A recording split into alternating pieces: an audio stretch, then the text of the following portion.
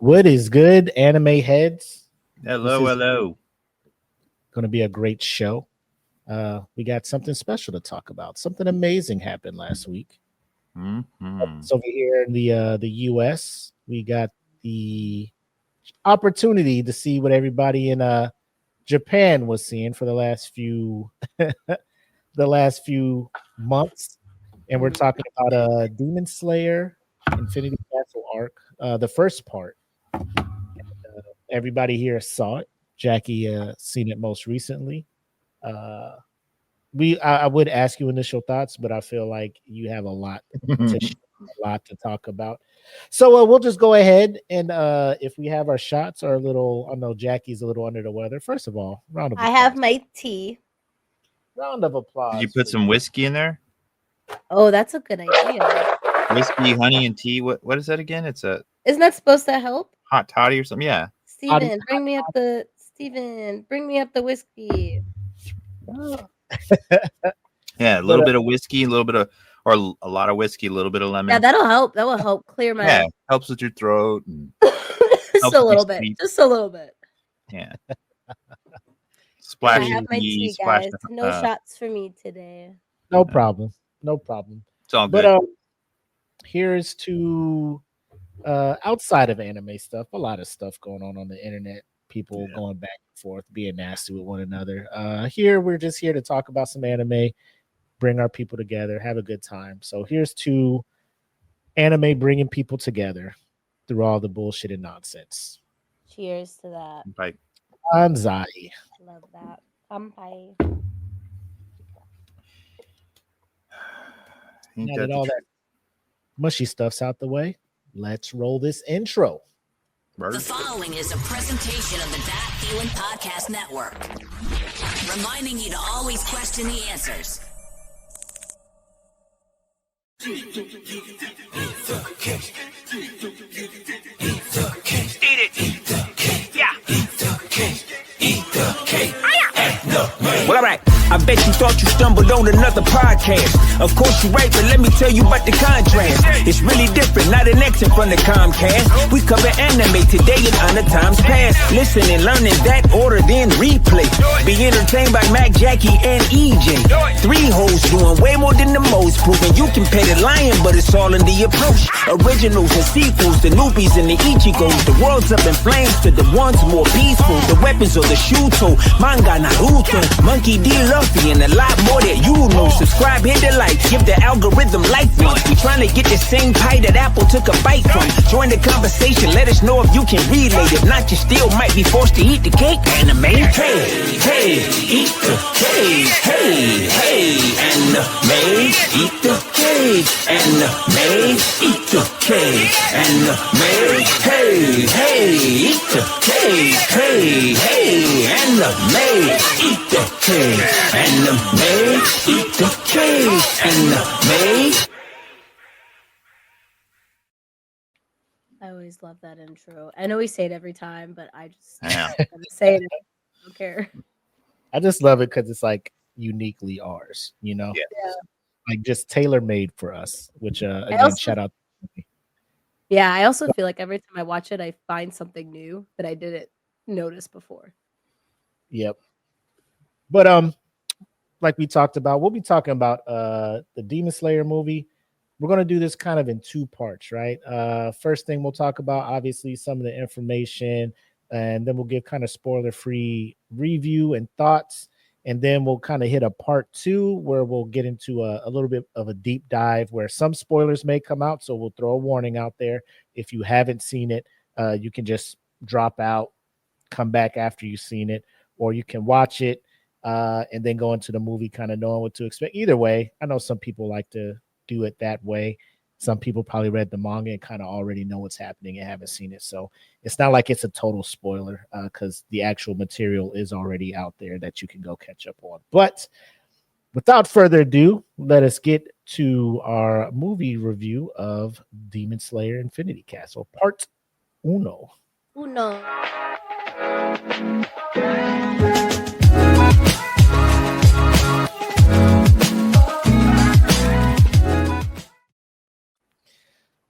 So, like I said, we've all seen it. Yes. I'll ask EJ first. What were your thoughts when you first saw the movie? What were your expectations going in? And when the credits rolled, what was your overall feeling? Expectations going in were always high. Anything with Demon Slayer, I mean, it's been out the box. It's been, knocking them out the park as far as visuals and everything else, voice acting. So you expect the best. So I was going in with that. I was also expecting to have some big grown up tier moments, I was ready to see some of my favorite people just disappear because you just have that feeling it's coming. I mean, as epically as we left off and we're dropping right into it.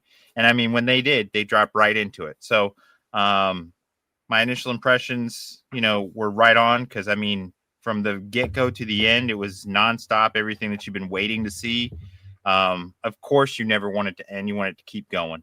But as the credits rolled, I was completely satisfied with it. Of course, I'm hyped for everything yet to come, but from start to finish, I feel like they did a service to everybody, the fans of the manga, the fans of the anime, just fans overall of anime movies. I mean, they put it all out. They put a lot of effort into it. You could tell from the very beginning to the very end, nothing was done cheaply. Nothing felt like they sloughed off that part because they're focusing on this. The whole thing felt like they really immersed their time and energy into it. So I was thoroughly impressed through the whole thing. I had nothing but great things to say about it. All right, Jackie, thoughts? It was amazing.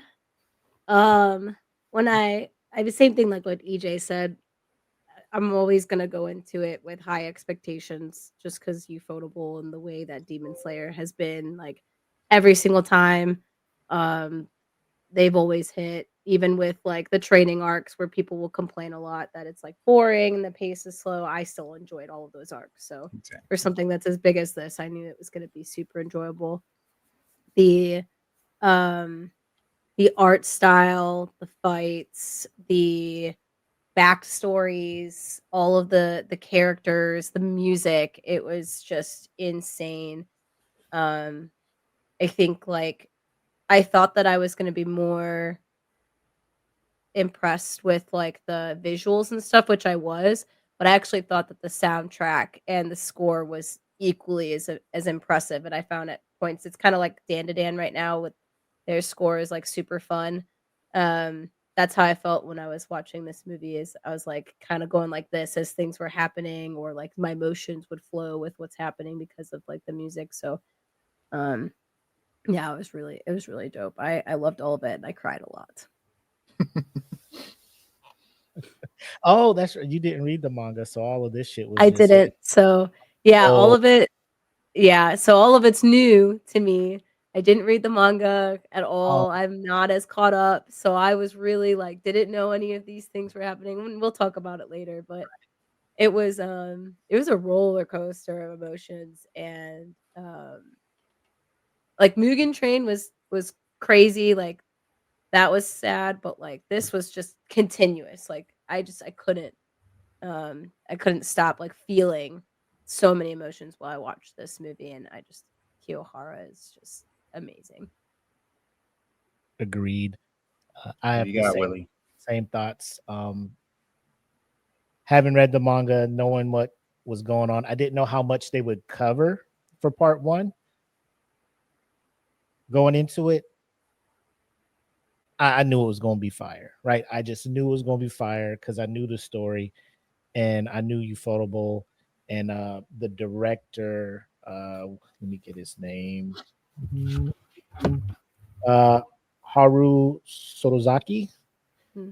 who has been doing the direction for the episodes as well. The one thing I do love about this is the continuity. They didn't try to pick somebody new. They didn't try to do anything different for the movie. Same animator, same studio, same director, same all of that stuff to keep the continuity. They just give them a bigger budget so they can go balls to the wall with the animation, the music, and everything. From start to finish, good job. There has been some gripes for some people saying some parts of the movie drug on. I mean, you're looking at a 2.5 hour long movie.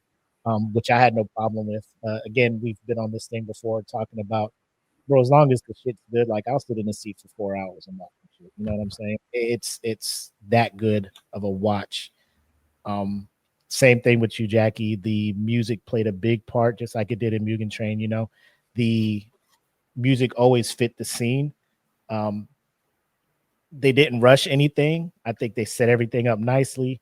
And the one thing Demon Slayer will do, Ufotable will do, is they will give you a backstory so amazing for these characters where you can't help be invested in every character that's on the screen. Anytime a character is on the screen, you just can't be like, oh, I don't care if this person makes it. You know what I'm saying? Like it's you have no filler people, you know. Right. You get emotionally attached, and I guess like across the board, we're all satisfied with the product that was put out. And looking at the numbers, so is everybody else apparently, right? Well, except I was it IGN or IMDb? IMDb one. I think they only gave it like a 6, right? No, that was IGN, and that was IGN. That is the most ridiculous review. I looked up why, and it was so stupid. It was like, it had horrendous pacing and a clearly incomplete story. I was like, did we watch the same movie? That's what I was thinking. One, like you just said, Willie, obviously the people have spoken. When you look at the performance of this movie in the theaters, I mean, come on, dude. To me, it felt like they wrote that review just to try to troll or get eyes on their article. Because, I mean, the one complaint I heard from that individual, and it might have been echoed by some of the people who commented with that, was the pacing, okay, or the what they call the characters narrating all the action. I'm like, that is, I don't know how else to put it besides traditional anime scripting. I mean, everything from Dragon Ball Z through, JJK, through everything, the characters are part of what paced the story out and explains some of the story at the same time. They always do that. That's why I was like, when they said, oh, a character's narrating everything that's happening, I'm like, they're commenting on everything that's happening, because it's when you're a voice actor, that's part of how you convey your character's emotion and involvement in that scene, is that you speak to the scene. I mean, what else do you want a voice actor to do? It's like, just sit there and breathe for it. Like, I mean, come on, man. That I felt the criticism was ill placed and kind of out of left field for what we got. I mean, it just unseated Spirited Away. Mm-hmm. It just unseated Spirited Away, which is Spirited Away has held that title for how long? I mean, you gotta give props where they're due, man. I mean, this movie was everything I wanted. Spirited Away is the third highest grossing movie in Japanese box office history, which was, like you said, succeeded by the new Demon Slayer movie. Number one is still Mugen Train. Yes. Obviously, but the new movie's been out for like 2 years over there, or 2 months. I'm sorry. So for whatever reason, I think some of the articles mentioned that the weird dynamic with the COVID-19 movie theaters just opening back up possibly led to the sustainability of Mugen Train to continue to trend or be topping the box office week after week over there. But the opening weekend records were shattered by Infinity Castle. So it peaked high and then it kind of just stalled out over there in Japan. But I'm assuming, because let me look at my notes real quick. It's only, as of what I got today, Mugen Train. The price? No, Mugen Train grossed 40.75 billion yen, which is $275 million. Mm-hmm. Through its theatrical. That's just Japan. That's just Japan, though. Yeah, I know. That's just I'm talking about Japanese. Just the Japanese market. Okay. Right. Infinity Castle is at 33.5 1.06 billion, which is 22.3 million. And like I said, I'm sure it's still in theater, so people can go and check it out and stuff. Yeah. And then Spirit Away, obviously, is number 3. So those are the top 3 grossing movies in Japanese box office history, all 3 anime movies, which I think is pretty cool. And I think that you have to take into account with things like, especially for Spirited Away, the target audience for Spirited Away is children. Therefore, anytime you have an animated child's movie, you get big numbers because families take their kids to go see it and could possibly go more than once to take kids to go see it. It's just, it's the same thing when, we were having, you see Disney pop a movie out, Disney summer movie is going to get in the hundreds of millions of dollars as far as animated movies because of kids, whether or not it was great. We've had some Disney movies that everyone's like, it's all right, but the kids will still come and watch it. So Spirited Away gets a lot of its earnings from the fact that it was, tailored towards kids, whereas Demon Slayer is definitely, the older age group. So you don't have that, multiple kid parties and stuff that are just going to keep happening. So I think that once it has some time, more than 2 months out, I see that it's probably going to be pretty close. It's probably going to get up there. Yeah. A lot of the Studio Ghibli movies too are just like one-offs. They're not a continuing series. So that also is going to capture more of an audience, especially back then. Whereas Demon Slayer, it's canon. You have to watch the actual show to know what's going on. You can't just show up and watch this and then know what's happening. One thing that I wrote down that I thought was like really cool, especially with the revenue, is like kind of what you had, Willie, but also like in United States alone, like they're right now holding the record for the biggest opening weekend for an anime movie in North America. And I think as of now, it's like $70 million domestic gross, like I just sales. saw that too. Yeah. Yeah. And then it even set a record in India as the highest grossing anime film as well, which is pretty sick. And I got interested in looking at like what the budget was that they started off with for this movie. And they started off with $20 million, and they've already made globally, I think it was like 471.1 mil. So like these people, like Ufotable's banking right now, and it's just going to continue to grow. And I just like, I think about like Kiyohara, like the creator of like how this whole thing started with just like a one shot that she and her, like, it wasn't even an editor at the time. She just threw it out there to see if she liked it, won some awards with it, and then tried to publish different stories on the Shonen Weekly to try and get published. And nothing was getting approved. And then she went back to her one shot and made Demon Slayer, and then it just like took off from there. So just to see like where it started and how far she's come for all of this and just all of the records it's breaking. I think it beat Pokemon, the first movie originally had the record back in 1999. So yeah, broke that. That's a huge thing too. Considering the fan base for Pokemon.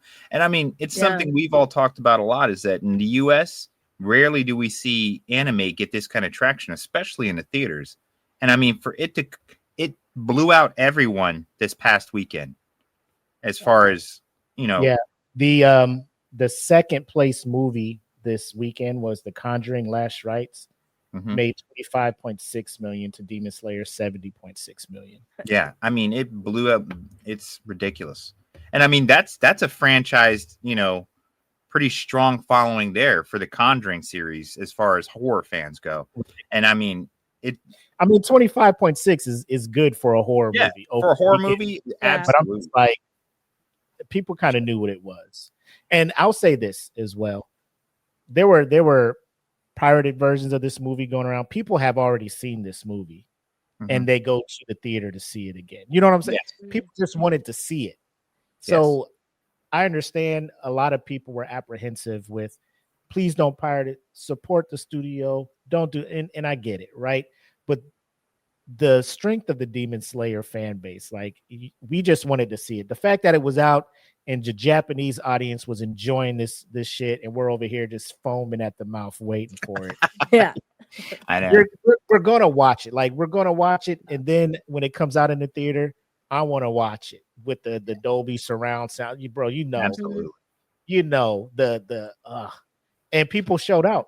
Cosplayers showed up. Cosplayers. Yep. I mean, can you imagine a merch? Anything that's ufotable, like Bro, copyrighted. The Hot Topic at the mall here, no Demon Slayer. Oh. What? Really? People were trying, like they sold out. People went to go Demon Slayer and shit. Shirts. Before they went to go watch the movie. Pins, Because everything. If they didn't have the cosplay, they had the shirts. They had something. They had the Demon They Slayer. had something. Even I've seen people with little Funko Pop stuff they're carrying. Everything. I mean, their merchandise alone isn't even counted into this earnings that they're making. So, 400 million globally to date, plus merch, plus, I mean, they're doing well. They're doing. And that's what I like about anime fans. Like, if you're a diehard fan, obviously you're going to support the studio. You're going to support the author, the animators, the director. So yeah, we're gonna, like, people will watch it, but we are going to still show out and support them. Like, because we know if we don't, we're not going to get great anime anymore. Exactly. Animation will suffer. The direction will suffer. The voice acted, everything, the quality of the product will suffer if we don't support. So that's why we show up and we show out like we did this weekend, which I thought was dope. And this is projected to still be number one this weekend as well. Like, looking at Box Office Mojo yesterday, Wednesday, Demon Slayer grossed $3.6 million on a Wednesday. That's crazy. And I'm glad. I mean, I can't be more happy for them. I mean, the fact that they've stuck with it, and I know people, it's one of those things where people are like, oh well, Demon Slayer's, one of the big ones, and of course, but I'm like, there's other big ones that we've watched over time that haven't stayed strong, and I feel this is a series that is stayed strong and has that, and has never just kind of copped out on us to give us just something to fill the gaps. It's been flowing, and I mean, I don't know. I just feel like there's less filler. I feel like everything, even in this movie, for example, I wasn't given anything where I felt like it was just filling time, or we're just gonna, we're trying to make it to 2 hours or whatever. Right. It's like everything here was something you were waiting to see, or it carried on a story from wherever in the series. Everything had a poignant moment, or had purpose. So that made it a huge win over a lot of other stuff. I mean, none of the action was unnecessary. It all had a story to it. I mean, did you guys? Go ahead, Jackie. Sorry. I was going to ask, did you guys watch it only in sub, or did you also watch it in dub? I haven't gotten around to seeing it for the second time in dub, but I did go see it in sub. And I saw in sub. I would like to see it or watch it again, and watch the dub version. I mean, not that it makes that big of a difference for me, but I love the voice acting for this in both. So I'm kind of good either way. It's like, it's not one of those where, it's so much better in dub. It's actually good both. I haven't had a gripe either way. So I haven't watched any of it in dub yet, so I was interested to know if you guys watched it and what your thoughts were on. So I looked into it, and it said while the subtitle version came out ahead for Demon Slayer in the US, it's not a clear-cut victory, even though 55% of the audience saw a subtitle screening and 33% of the audience purchased tickets to the dub showing. So it's I mean, either way, it's I think more so for the casual fans who just kind of was like, oh, I like Demon Slayer. They probably jumped in and started watching it dubbed and stuff like that. Then you have, I don't want to say the purists, but those who have started watching in sub throughout. It's I will say, for someone who watches it in sub mostly, first time watch through in sub and go back in dub, it's just hard to go from the Japanese voice actors to the English voice actors. It's not the language, it's the tone, the emotion that they have. You get used to Inosuke's laugh from the Japanese voice actor, to hear from the English one. You're just like, I don't know about that, but I'm still here supporting it. So I'll still go and check it out in dub, probably at a matinee. one of these weekends or something like that. But either way, it's just all that money still going back to Ufotable. And shout out to the English voice actors. They're doing a great job. Obviously, they carried it for 4 seasons coming into this movie. So there's an audience and a following for that. So, and hopefully, I'll go to one of these cons and see them, and I'll be like, hey, you do the voice of, you do a good job, which I'm trying to get better at. So, yeah, I thought it was interesting when I looked at the cast. One of the English casting members that they brought was Channing Tatum. He voiced one of the characters. I don't think this is a spoiler, so I won't say it, but until we get to the deep dive. But Channing Tatum was brought on to voice one of like the most important characters, and I listened to the behind the scenes look of him doing it and that voice versus like what I listened to in sub, but it actually was like pretty good, and I was shocked. And it sounded like if I saw this character and what I know about him, like that is what his voice would sound like. And what's really cool about that is it's just how anime dubs are now being marketed to those wider audiences, and just seeing how anime is really becoming like such a popular genre for people compared to what it was even 5 years ago. Now they're bringing in big name celebrities into like and not just Ghibli movies. Like this is now like mainstream. I think they're catching on because like you mentioned, Ghibli's been doing it since the 90s, where they've had people like Christian Bale. Oh yeah, some of they've had some really mainstream actors and actresses come on and voice their characters to Studio Ghibli, and even the remakes where I think it was Nausicaa had Patrick Stewart and so forth, and I think when they remastered it or whatever, they still had other actors come in too later on, and it's like Jackie's saying, they're starting to get these more recognizable names, and I think for the actors too, I mean, just like with anything streaming, it's a much better schedule for them personally when they do work like this. One, they don't have that red carpet tour or interview tour constantly to promote. I mean, they could still promote it, but it's not the same. It's not the same like where you see like for the Avengers, where everybody's got to get together and go from Milwaukee to San Antonio or to Santa Fe and just constantly do these promos where they show up, and that cuts into their lives beyond just filming the movie. So a lot of them, if you notice, you're getting to see a lot more big names come out into doing these projects because, I mean, quality of life for them too, as well. They're like, hey, I get to go home at the end of the day. I'm not stuck at a film site 700 miles away from my family. I just go in the studio, record what I need to record, head home or whatever. So, I mean, I think it's a growing thing. And the point that both of you made were the fan base and how it's growing, and we've seen it. I mean, even like in the last 5 years, I think is what Jackie said. I've seen an explosion as far as people on social media and everything showing stuff. I mean, this seemed like it like a wildfire caught, once we get closer and closer to the movie's release.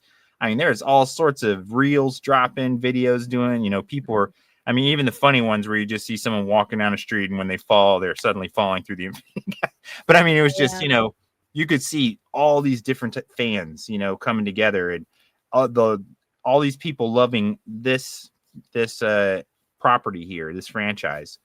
It was just, it was impressive to see. I mean, how much attention this anime has gotten. Yep. And for those who haven't watched or planning on watching or haven't really followed it, it's more of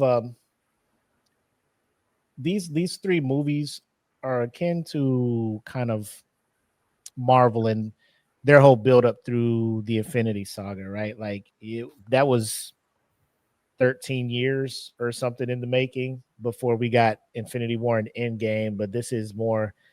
This is Demon Slayer 2019, 2020. So it's like 5 years, 4 seasons leading up into this. And there's after these 3 movies, there's nothing else for Demon Slayer. Like that's a wrap. Yeah. So that is why these movies are probably going to hit the way they do.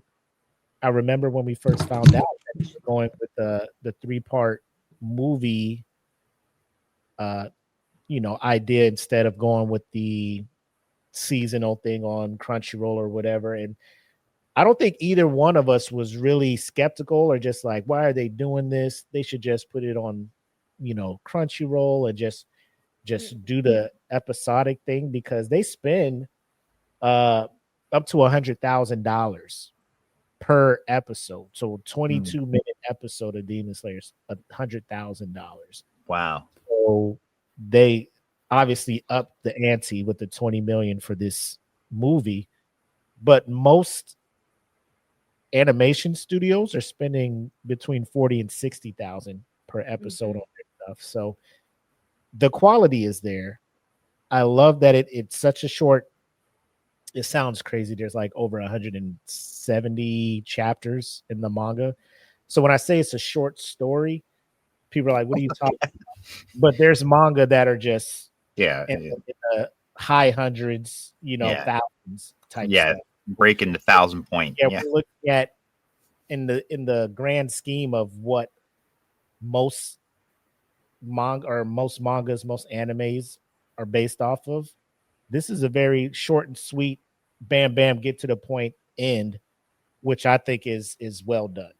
Very well done. Doesn't drag on. End it with a nice bow and ride off into the sunset and start working on your next project, whatever that is, Ufotable. So I don't know if we have a rating thing. Like, okay, we'll say this. 1 to 5 bowls of ramen. Ooh. Jackie, what are you giving Demon Slayer Infinity Arc Part 1? Maybe I think 4 3/4 bowls. 4.75 bowls. That's pretty good. Now, what would you have needed to see to get that last quarter of a bowl? There's a second fight that happens that reveals a lot for this is a spoiler, so I'll just like Zenitsu, for example. He has his moment a little bit in the movie, but there was some things about it that I think I wish he would have got a little bit more. I think that's my thing. If he would have got a little bit more, I think this would have been an easy 5. I feel that. What about you, EJ? What you got? Whew.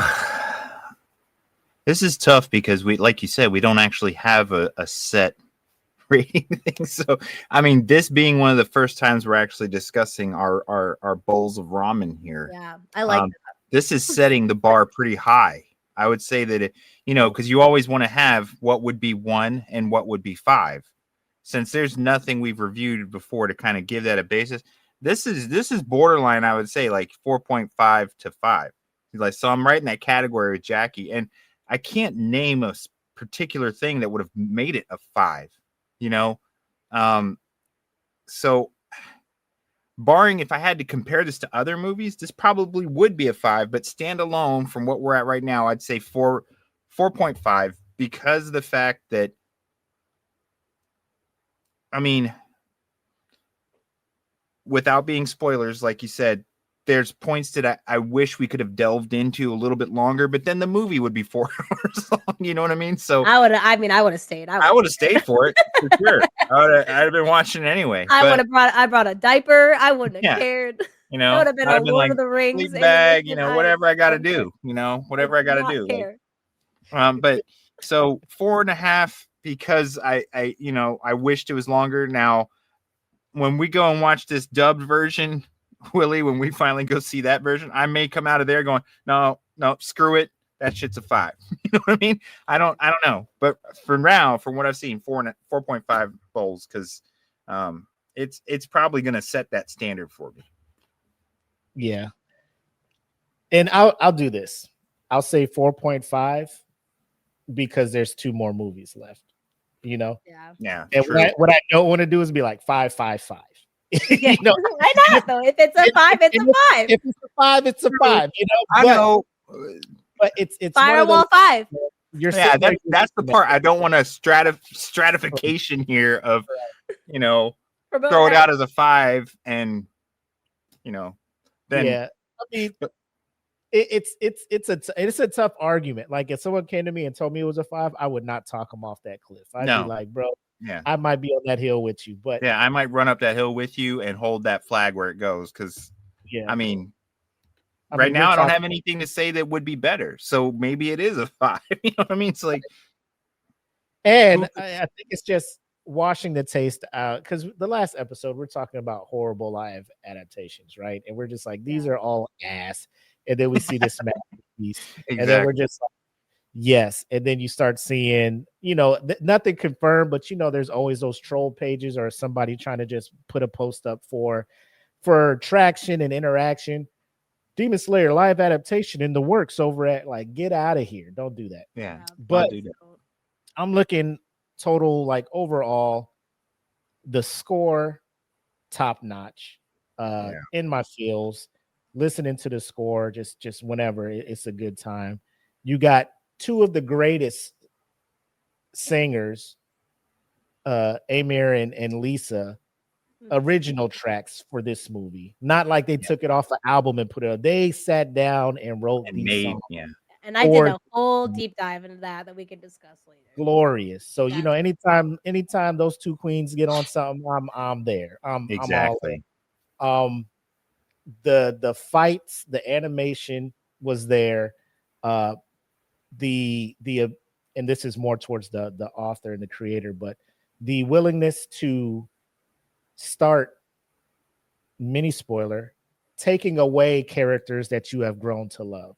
Mhm. So it gives the Infinity Castle and these upper ranked demons the what is the word I'm looking for? Not the fear, but they're worthy opponents. Like it's not going to be a cakewalk. You get the substance of it. I mean, you know, the power of friendship is not going to save everything. No. Exactly. Like, yeah. Shit. So it's not going to be a typical shonen where Right. everyone's just like Some comes people back. like this isn't fairy tale. You know, Natsu's not show up. Yeah. Exactly. This is Jackie called it out. Dragon Ball Z. We're not just not going to the get typical Shenron up in shonen. here. Jackie's right. It's not typical shonen where your favorite guy is going to sit back and go, and now I'm going to have to level up real quick in my power. And suddenly he survives. This one, heads are going to roll good and bad. And it might be someone you love. It might be someone you've been waiting to watch die that takes someone out that you love. You know, you're like, oh, mother. You know, so, I mean, in this, it didn't feel pointless, like with the effect, the loss effect either. Like, I know, like, Attack on Titan, you know, it's one of the greats. Okay. But when they introduce someone and you're just like, you see them for like 2 episodes and then they spend about 30 minutes on one and you're like, this person's going to die. They're unimportant. And we just had a whole episode about them. Boom, they're dead. And you're just kind of like, yeah, expect that. The Demon Slayer doesn't play that game. They're like, oh, you really love this character? Me too. Let's love him for 4 years and then we'll kill him. Like, what? So that's what the difference. I mean, the impact, and it's like you said, Willie, they made sure the Infinity Castle's no joke. They're going in here and not everybody's coming out. Okay, they're just making that clear from the get-go. This is business. This means business. Okay, no one's walking into this and coming out unscathed. So let me just say as well, if you guys don't know, this movie is rated R. Okay. Yeah, I saw that. Newsflash. So if you're taking your kids and they're wearing the certain kimono for a certain Hashira walking in here, I will say there were kids crying. There was a couple. Yeah. Oh. And you know, a Sorry, part of that's me not funny, but it's funny. Part of me is like, why you bring them? It's rated R as hell, you know. But you know, dude, it's like the cartoon, like no. And you know, it's like parents don't get it. You should have read the manga, you know. But I mean, you watch it on Crunchyroll, you're just like, oh, this isn't too bad, you know. That's crazy because one of the freaking upper six dude in like back in the entertainment district was literally like eating the arm of like a woman. So, but this is kid friendly. I mean, TV 14 on Crunchyroll, so they're just like, maybe it's a PG Let me 13. bring my 8-year-old. I mean, Yeah. if you watch the beginning of the whole series, I mean, yo, Tanjiro walks home to his whole family butchered, yo, little kids We butchered. see that, but I'm just like, Crunchyroll's like TV 14, and TV parents are like, 14. A 14-year-old, really impressionable. And then Can't do this. they just go and they buy the ticket, and the person at the booth like, I mean, you got a guardian with you. It should be cool for you to go in under 17. But yeah, I always like when they take risks. You grow to love a character, and they're willing to take that risk of being like, it's time for them to go. The fights, we'll talk about those, but they are visually pleasing. You know, the animation is there. So all in all, ending it where it ended at, knowing the fights that are coming up, we'll go 4.5. 4.5 bowls of ramen from your boy. Yeah. So that's our non-spoiler take. If you haven't seen it, you can end watching now or continue to watch and get a little bit of spoiler action in your life to know what to expect walking in there. Are you guys ready to get into our deep dive review? Absolutely. Super ready. All right, let's do it.